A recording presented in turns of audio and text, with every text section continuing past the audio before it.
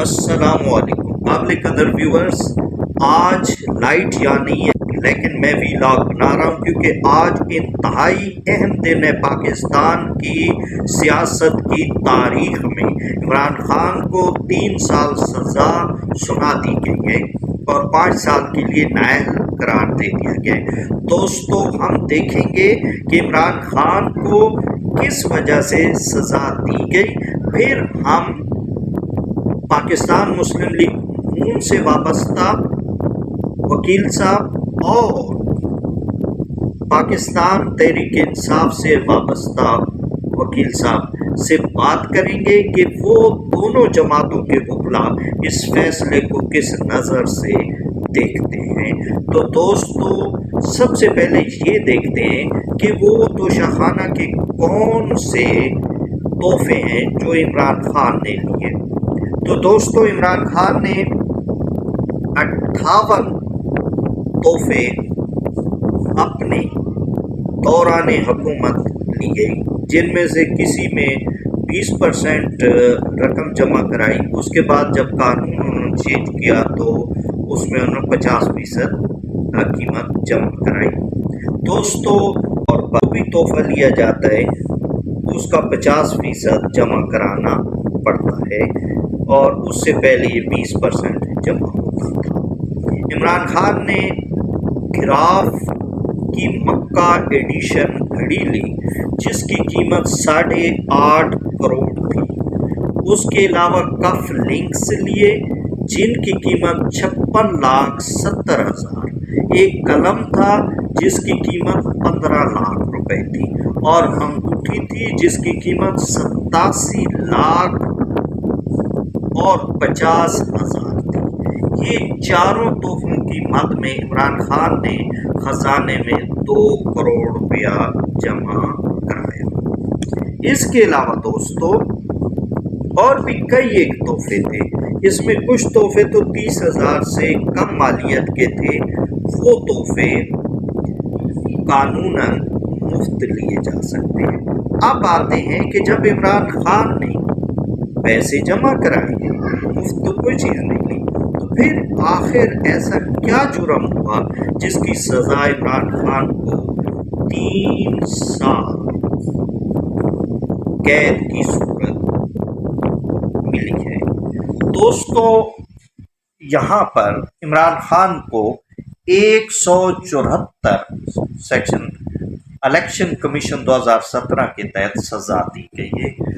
اس میں دوستو جو الزام تھا وہ یہ تھا کہ عمران خان نے ان تحفوں کا تذکرہ اپنے الیکشن کے گوشوارے میں نہیں کیا، کیونکہ یہ ان کے اثاثے تھے اور ان اثاثوں کو چاہے ان کے پاس تھے یا ان کی بیگم کے پاس تھے یا اس میں سے کچھ انہوں نے بیچ دیا، تو یہ الیکشن کمیشن کے گوشوارے میں ظاہر کرنا ضروری تھا۔ یہ الزام ہے ان پر۔ بیرسٹر محسن رانجھا نے اکتوبر میں یہ ریفرنس دائر کیا تھا جس پر عمران خان کو الیکشن کمیشن نے اس اسمبلی کی مدت تک نااہل قرار دیا تھا۔ اس کے بعد اس کو ایک کمپلینٹ بنا کے، فوجداری مقدمہ بنا کے فوجداری کورٹ میں بھیجا گیا تھا کہ اس پر ٹرائل کیا جائے اور اگر جرم ثابت ہوتا ہے تو عمران خان کو سزا دی جائے۔ تو دوستو، یہ کیس چلا اور جس کا فیصلہ آج ہوا ہے۔ اب ہم دیکھتے ہیں کہ یہ 30 صفحے کا جو فیصلہ ہے اس کے بارے میں کیا پاکستان مسلم لیگ نون اور پاکستان تحریک انصاف مطمئن ہے یا وہ اس فیصلے کے اندر کوئی irregularities یا illegalities دیکھتی ہیں، کیونکہ جب کوئی فیصلہ پبلک ہو جائے تو اس نکات جو ہیں ان کو آپ زیر گفتگو لا سکتے ہیں، کیونکہ اب میٹر سب جوڈس نہیں ہے۔ تو دوستو، سب سے پہلے ہم چلتے ہیں پاکستان مسلم لیگ نون سے تعلق رکھنے والے جناب چودھری عبدالخالق تھند، سابق assistant attorney general for Pakistan और advocate supreme court of Pakistan के पास, और जानते हैं कि इस फैसले में क्या है। अस्सलाम वालेकुम। चौधरी अब्दुल खालिक थिन साहब, advocate supreme court of Pakistan. Sir, आज जो तोशा खाना केस में फैसला जनाब हुमायूं दिलावर साहब एडिशनल सेशन जज साहब ने सुनाया है, तो क्या आप हमारे व्यूअर्स को ये बताना पसंद करेंगे कि ये इलेक्शन एक्ट 2017 के किस सेक्शन या आर्टिकल के तहत सुनाया गया है? ये इलेक्शन एक्ट 2017 की 174 है सेक्शन।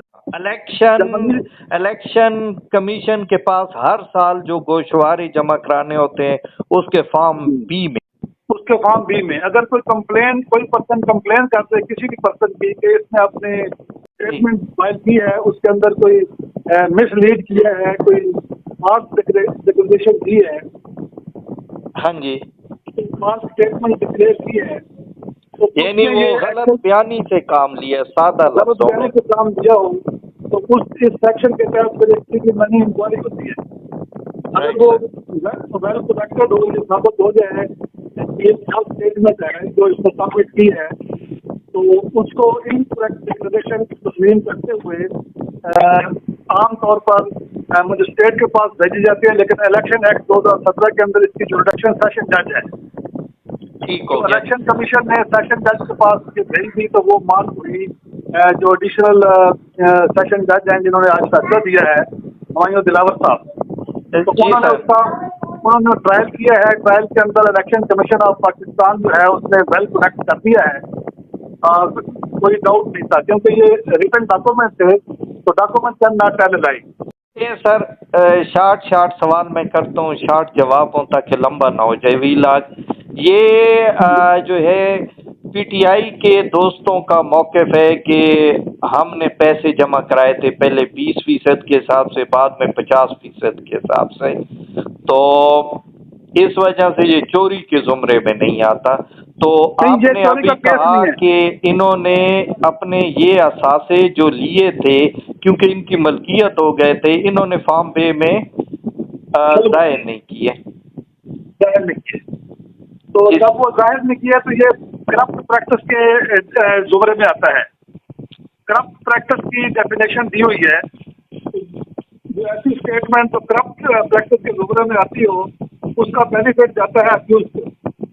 जी जी।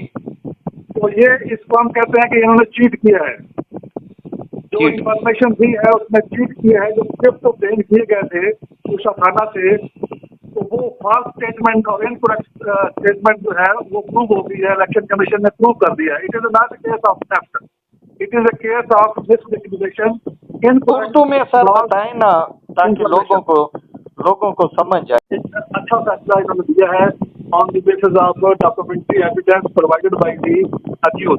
अच्छा सर, सोशल मीडिया पे ये एतराज़ किया जा रहा है कि 12 बजे फैसला कहा गया कि 12:30 सुनाया जाएगा। अगर ये बहस नहीं करते तो फैसले के अंदर मौजूद है कि 30 सफ़ात का फैसला है, तो कहते हैं कि 12 से 12:30 के दरमियान 30 सफ़े कैसे टाइप हो सकते हैं? इस बारे में 8:30 बजे का टाइम, 8:30 बजे के टाइमिंग था, वो टाइमिंग 8:30 बजे के, तो 8:30 बजे से लेके 12:20 तक इनका ना तो कोई वकील पेश हुआ वहाँ पे, ना ही कोई खुद पर्सन पेश हुआ। जी हाँ। तो लिहाजा जब इनका टाइम खत्म हो गया, उस वक्त 12:20 पर इनका वकील जो है वो वकील साहब तशरीफ लाए और उन्होंने उसको दे रखी। तो 3-4 सफ़े लिखवाने कोई ज़्यादा टाइम नहीं लेते। ये जजेस की रूटीन है कि वो 10-15 मिनट के अंदर आर्डर शीट लिखवा सकते हैं, और उन्होंने इसी तरह किया कि तब ये आधे घंटे के बाद जो है इनके आर्गूमेंट सुने गए, और फिर ये एग्जैक्ट 1 बजे के करीब जो है जाके अनाउंसमेंट हुई। तो लिहाजा ये खुद नहीं पहुंचे, जानबूझ कर नहीं पहुंचे, और मुल्ज़म भी नहीं आया, वो तो लाहौर में बैठा हुआ था। सिर्फ सरसरी से वकील साहब आए हैं, उन्होंने आए किया और वहाँ से कल्चर बनाया, ज़्यादा उन्होंने फैसला ये दुरुस्त किया है। ठीक सर। उनकी आज डेट भी थी ना जमानत की भी एहतसाब अदालत में, मेरे ख्याल वहाँ भी नहीं पेश हुए। वहाँ भी नहीं पेश हुई, वो तो दोस्तों लाइन ड्रॉप हो गई है, तो अब हम चलते हैं पीटीआई के सरदार मसरूफ आबिद एडवोकेट हाई कोर्ट साहब के पास। अस्सलाम वालेकुम सरदार साहब। जी वालेकुम सलाम। सर ये जो सजा याबी का फैसला आया है ये आपने पढ़ा है? सर अभी शॉर्ट ऑर्डर पढ़ा है मैंने, एक पेज का जो कंक्लूजन है उसको पढ़ा है, डिटेल ऑर्डर मैंने नहीं पढ़ा। उसको आप किस नज़र से देखते हैं?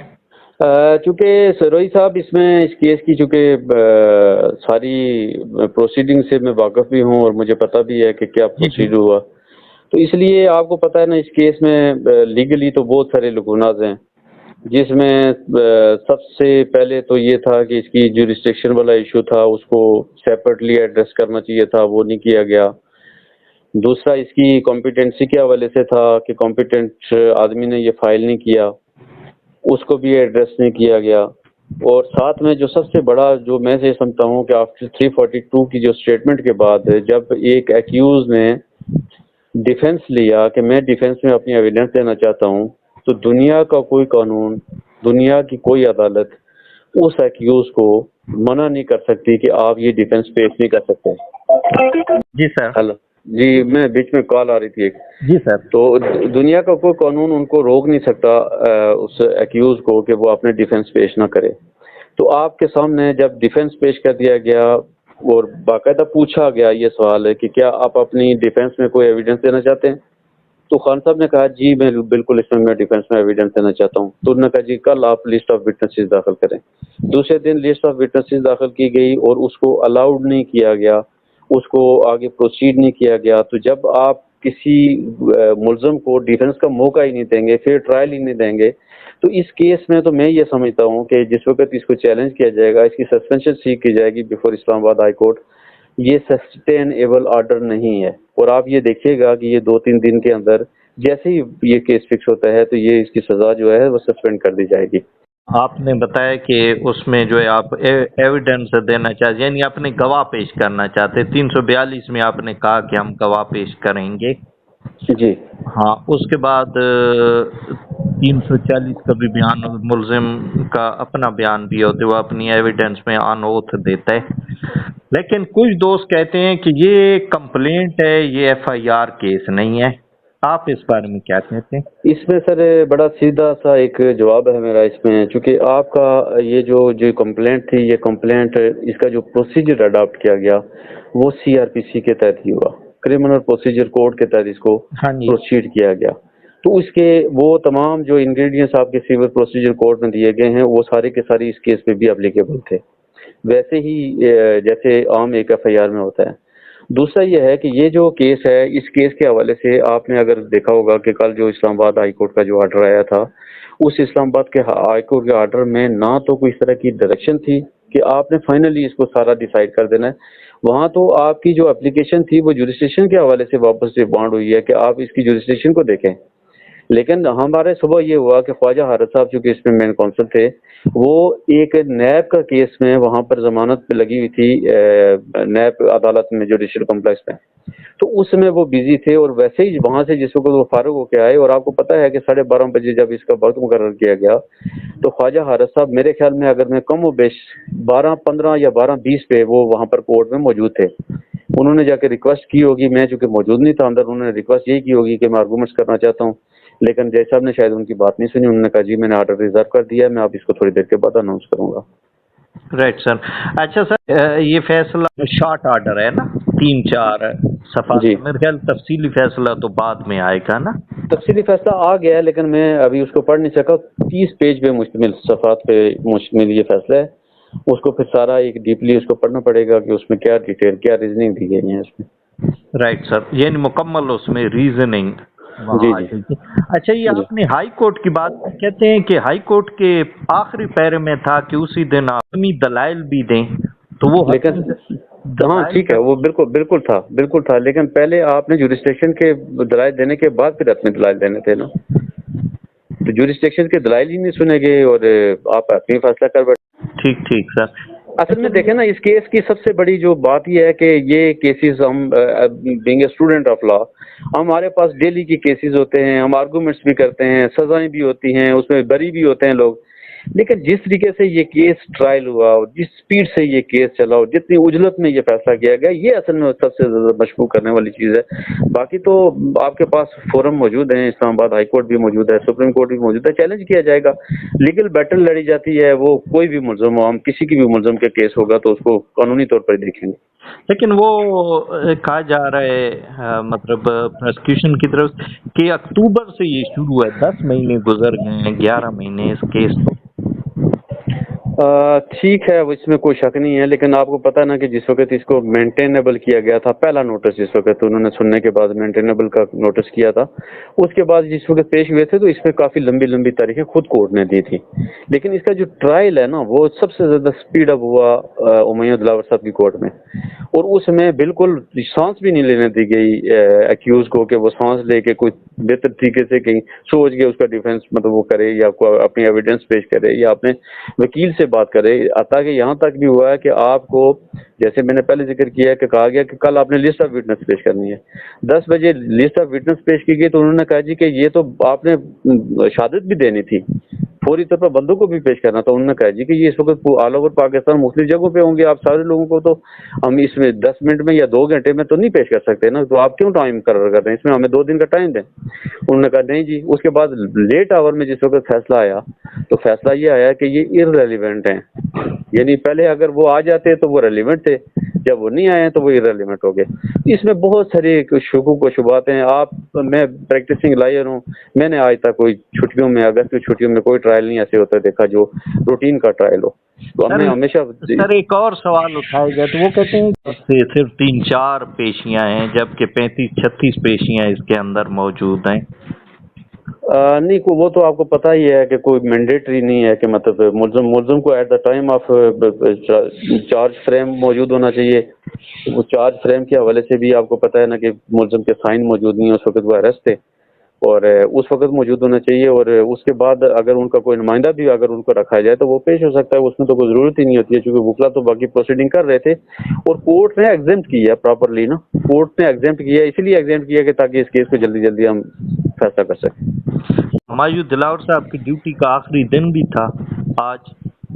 جی آج آخری دن تھا، آج انہوں نے اس کو فیصلہ کرنا تھا، لیکن میرے خیال میں اگر یہ 12:30 کے بجائے اگر 3:30 بجے فیصلہ کر لیتے تو تھوڑا بہت اگر کوئی جو رہتا تھا نا تو وہ بھی شاید یہ شکوک و شبہات جتنے جنم لیے ہیں 12:30 بجے فیصلہ کرنے کے وہ تھوڑے سے کو کم ہو جاتے۔ اس کو 3:30 بجے تک ویٹ کرنا چاہیے تھا، اور میرے خیال میں خواجہ عارض صاحب کو مکمل سننا چاہیے تھا، ان کو آرگومنٹ سننے کے بعد جب وہ گئے ہیں ریکویسٹ کی ہے تو ان کو سننا چاہیے تھا، لیکن یہ الٹیمیٹلی آپ کو پتہ ہے نا کہ اس کو اس کا فائدہ ہوگا جس وقت یہ اپیل میں جائیں گے۔ ڈیل وہاں پینڈنگ بھی تھی ہائی کورٹ میں جس میں نوٹس ہوا تھا گواہوں کے حوالے سے، ایسی کوئی ہے؟ جی بالکل، وہ اپلیکیشن جو آپ کی رائٹ کلوز کیا گیا تھا ڈیفینس ایویڈنس کا، وہ عامر فاروق صاحب نے اس میں نوٹس کیا ہوا ہے نیکسٹ ویک کے لیے، لیکن اب تو وہ بے معنی ہو گئی ہے نا، انفریکچس ہو گئی ہے اپنی زبان اس میں غیر مؤثر ہو گئی ہے، اب اس کی پروسیڈنگ نہیں ہو سکتی، لیکن وہ اپلیکیشن وہ جو کریمنل ریویژن تھی وہ اتنی مینڈیٹری تھی، اس کیس کے پارٹ اینڈ پارسل تھا وہ، تو میرے خیال میں اگر کل باقی کیسز کے ساتھ اگر اس کا بھی کوئی فیصلہ آ جاتا تو شاید اس کی بہتر اس کو فیصلہ کہا جاتا، لیکن کیونکہ آدھا کیس انہوں نے وہاں چھوڑ دی ہے، آدھے کیس کو اب کچھ چیزیں ایسی رکھی گئی ہیں جس کا فائدہ کوئی نہیں ہے، اب تو پوری ججمنٹ کو چیلنج کیا جائے گا نا۔ ہاں ٹوٹل ججمنٹ جی چیلنج ہوگی۔ سر بہت شکریہ، آپ نے قانون کو ٹی وی سے بات کی اور اپنا اس فیصلے پر تجزیہ پیش کیا، کیونکہ کوئی بھی فیصلہ عدالت کرتی ہے تو پبلک پراپرٹی ہے اور اس پہ بات کی جا سکتی ہے۔ جی 100%، آپ تو ہم کھل کے بات کر سکتے ہیں نا سر، یہ تو اب ججمنٹ آئے گی تو انشاءاللہ ہم اس کو مزید بریف کریں گے۔ رائٹ سر، بہت شکریہ sir. Welcome sir, thank you.